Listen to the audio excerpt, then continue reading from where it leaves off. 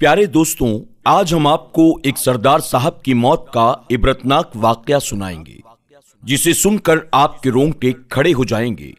Video में आगे बढ़ने से पहले आपसे गुजारिश है कि इस वीडियो को लाइक जरूर करें। अगर आपने हमारे चैनल को अब तक सब्सक्राइब नहीं किया तो अभी सब्सक्राइब कर लें और आइंदा आने वाले तमाम नए वीडियोस की नोटिफिकेशन के लिए बेल आइकन को जरूर दबा दें। तो आइए शुरू करते हैं। दोस्तों, आज हम आपको जिन सरदार साहब की कहानी बताने वाले हैं, उनके 3 बेटे और 4 बेटियां थीं। बड़ा शानदार कारोबार था। बैंक बैलेंस, गाड़ी बंगले के साथ साथ बहुत सी जायदाद भी उनके नाम थी। सरदार साहब ने यह पैसा बहुत मेहनत से कमाया था। इसमें हलाल मेहनत भी शामिल थी और हराम मेहनत भी शामिल थी। तिनका तिनका जोड़कर और लोगों का हक मार मार कर इतनी दौलत इकट्ठा करने के पीछे उनका एक ही मकसद था कि मैं अपनी औलाद के लिए कुछ कर जाऊं। वो ये बात बड़े फख्र के साथ बताते थे कि मैं ये सब कुछ अपनी औलाद के लिए कर रहा हूं। मैं चाहता हूं कि उन्हें जिंदगी में कोई तकलीफ ना हो, वो शाहाना जिंदगी गुजारें, मेरे बुढ़ापे का सहारा बने और मेरे मरने के बाद मेरी मगफिरत के लिए दुआ करें। लोग मेरी औलाद को देख कर रश्क करें कि सरदार साहब की औलाद साहिबे हैसियत, नेक और फर्माबरदार है। वक्त गुजरता गया, औलाद की तालीम मुकम्मल हुई। 3 बेटियों की शादी बैरून मुल्क में कर दी, जबकि एक बेटी की शादी पाकिस्तान ही में एक जज के साथ करा दी गई। सरदार साहब ने 2 बेटों को कारोबार में लगा दिया और एक बेटा जॉब करने लगा। अब सरदार साहब मुतमईन होकर घर बैठ गए। अब तक सब कुछ उनकी मर्जी और सोच के मुताबिक चल रहा था, लेकिन अब वक्त बदलने का मौसम शुरू होने वाला था। सरदार साहब ने जो माल जमा किया था, उसका हिसाब देने का वक्त आ गया था।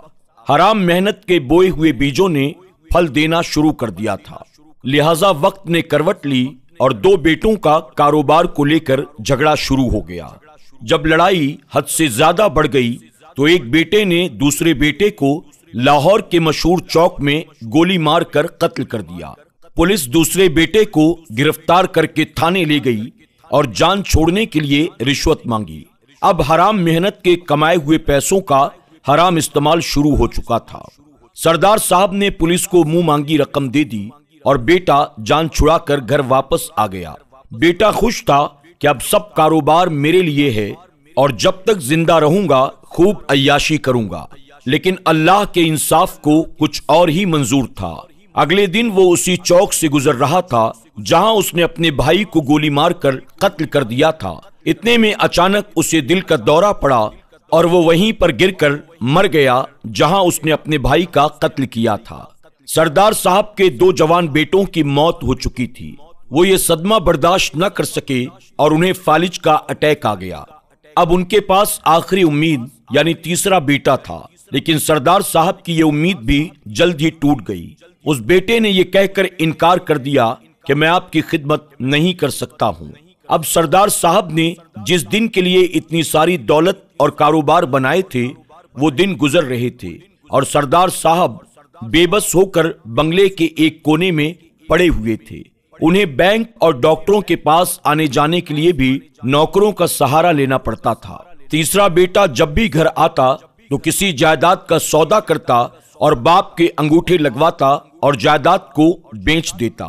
सरदार साहब की जिंदगी भर की बनाई जायदाद तेजी के साथ खत्म होने लगी। सरदार साहब ने किसी बैंक मैनेजर की मिन्नत समाजत करके बचा कुचा पैसा कौमी बचत बैंक में रखवाया और जिंदगी का रोटी पानी चलता रहा। सरदार साहब की तमाम प्रॉपर्टी में से एक फैक्ट्री बची थी और एक घर बचा था और थोड़ा बहुत बैंक बैलेंस रह गया था। जिस बेटी का शौहर जज था, उसकी नजर फैक्ट्री पर थी, लिहाजा उसने जैसे तैसे जुगाड़ किया और वो फैक्ट्री भी बेच दी। इस तरह के नाजुक हालात को देखते हुए सरदार साहब ने बैंक बैलेंस बीवी के नाम कर दिया। बर्बादी का ये सिलसिला अभी चल ही रहा था कि जायज नाजायज तरीकों से अरबों रुपयों की जायदाद बनाने वाले सरदार साहब खाली हाथ दुनिया से रुखसत हो गए। दुनिया के लालची कुत्तों ने सरदार साहब का घर भी बेच दिया। बेटे ने माँ को अपने घर रखने से इनकार कर दिया। माँ ने बेटी से गुजारिश की कि मुझे अपने घर में रख लो। बेटी ने शर्त रखी आपको मेरे घर के सारे खर्च उठाने होंगे। जिस बेटी ने ये शर्त रखी थी उसका शौहर हाई कोर्ट का जज था और अपने ससुर की फैक्ट्री बेचकर पहले ही हड़प चुका था। माँ को कौमी बचत बैंक से जो कुछ पैसे आते थे, माँ ने उन पैसों से बेटी के घर के सारे खर्च उठाने के लिए हाँ कर दी और बेटी उसके बदले माँ को 2 वक्त की रोटी देती थी। माँ दुखी थी। जब बैंक से पैसे लेने जाती तो बैंक मैनेजर को अपना दुख सुनाती और घंटों तक बैठकर वहीं रोती रहती थी। जब वो रिक्शे में बैठती तो रिक्शे वाले को अपनी औलाद की नाफरमानियां गिनाती और रोती रहती।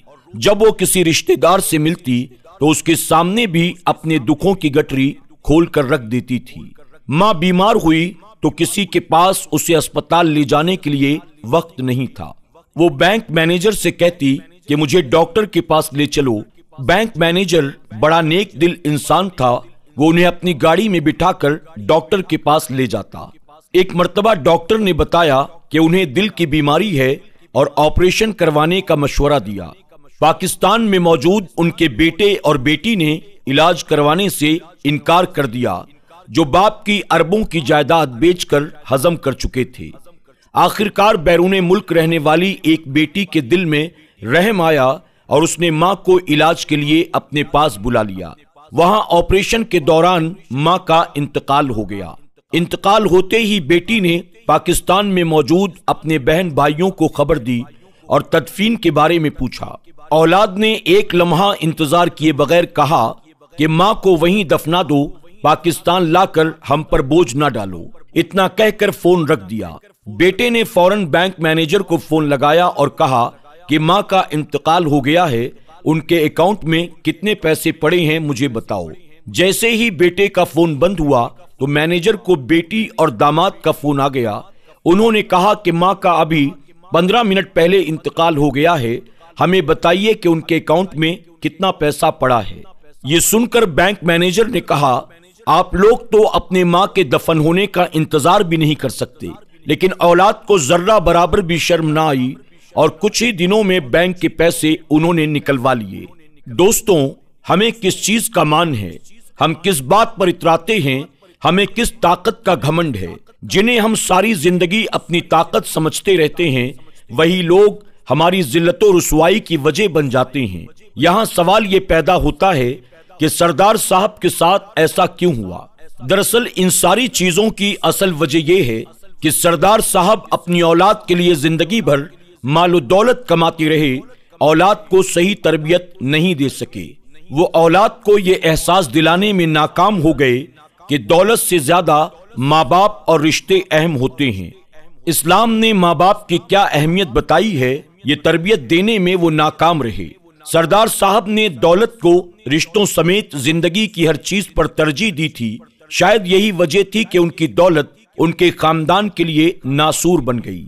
दोस्तों, आजकल हर इंसान पैसा कमाने की दौड़ में लगा हुआ है और इस दौड़ को जीतने के लिए हर जायज और नाजायज काम वो करता है। हराम हलाल की तमीज भूल जाता है, वादा खिलाफी करता है, झूठ बोलता है, बेवाओं के सरों से छत छीन लेता है, यतीमों का हक खा जाता है, पैसा लूटने के नए नए तरीके इस्तेमाल करते हुए अपने खूनी खानदानी रिश्तेदारों के भी हुकूक को पामाल कर देता है। और जब उससे ये पूछा जाता है कि भाई आप ऐसा क्यों कर रहे हो, तो वो भी सरदार साहब की तरह फक्र से बताता है कि हम ये सब अपनी औलाद के लिए कर रहे हैं।